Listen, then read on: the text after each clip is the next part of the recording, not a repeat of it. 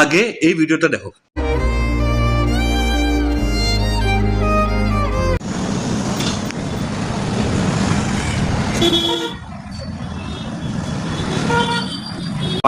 Finally medical এরিয়াটা পরিষ্কার করা হয়েছে।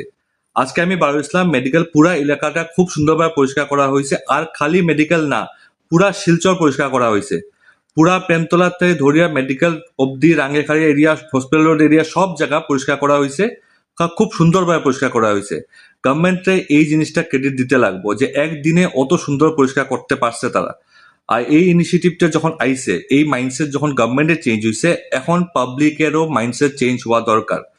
লেত্রা করা কাজটা পাবলিকেই করে মেনলি।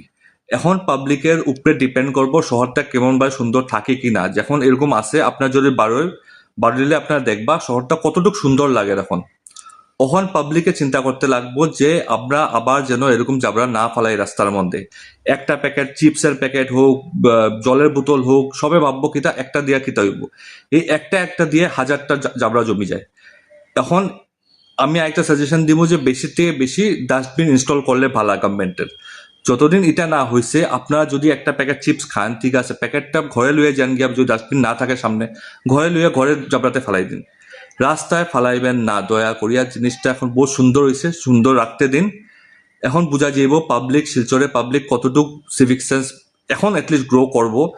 এখন দেখিয়া যে শহরটা তো সুন্দর হয়েছে, এখন তো আশা করি তারা বিবেকে দিত না যে এরকম জাবরা করতাম। এটা চেঞ্জ হয় কিনা পাবলিকের মাইন্ডসেট, এটা এক দুদিনে বোঝা যাইব।